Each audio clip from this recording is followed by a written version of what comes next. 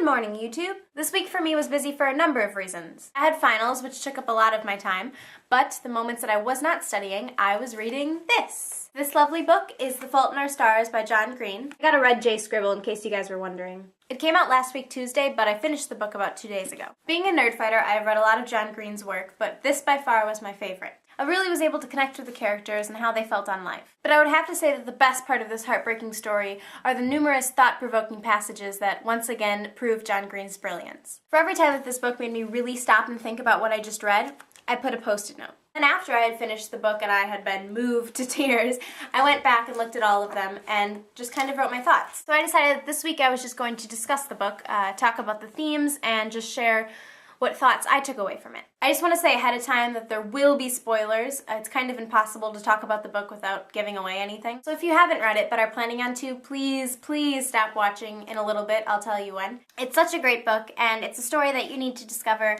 on your own, not just through some girl talking about it. Side note, you also may have noticed that Tina wasn't able to put up a video last week. She has lots of things going on in her life, and for many reasons that were out of her control, she wasn't able to film anything.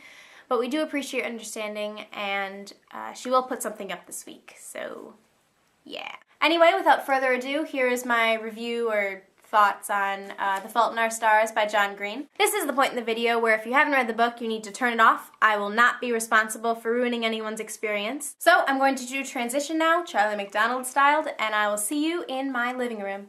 First thing that jumped out at me was all of the kids in the support group, Hazel, Augustus, Isaac, they were all very, very mature for their age. Because of their illnesses, they were forced to accept life's tragic truth, which is something that they normally wouldn't have to deal with until they were about 80. For me, at the beginning of the book, I just felt sad and kind of angry. It felt incredibly unfair that a person as good as Hazel was given such a bad situation in life. But then I also kind of think that that's what John wanted you to feel. These kids obviously never chose to be sick, and by putting yourself in their shoes, you're really able to grasp all the emotions that they would experience. Another thing that jumped out at me was Augustus's explanation on pain. He says that pain demands to be felt. In life, we are victims, and when awful things happen, we can't ignore them. We just must learn to deal with them. One of the themes seems to be the contrast between Hazel's parents and Peter Van Houten. They both have had or have daughters who suffer from cancer. Yet there's a huge contrast between how they deal with the pain. I suppose you can consider Hazel's parents to deal with it the healthy way. They accept what they can't control and just dedicate themselves to make the most of the moments they have left with Hazel. However, Peter Van Houten kind of shut himself off after his daughter's death. Writing the novel was pretty much his only outlet, but after that he turned to alcohol and just became this really tortured person. Another question that the book raised was something that I always had found interesting, and it was really nice to see John Green's opinion on it.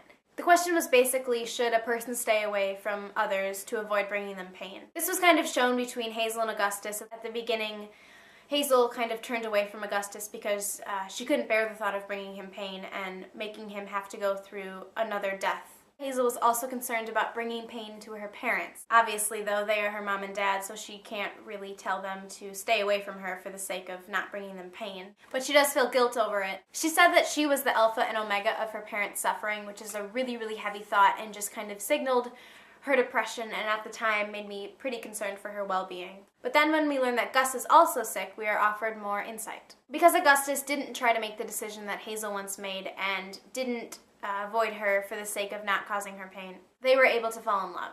Towards the end of the book, Hazel talks about having her small infinity with Gus and how she wouldn't trade it for the world. Although Gus did feel extremely guilty about causing Hazel pain, their relationship was for the best. And as heartbreaking as Gus's death was, he was still able to experience one of the best joys in life, falling in love.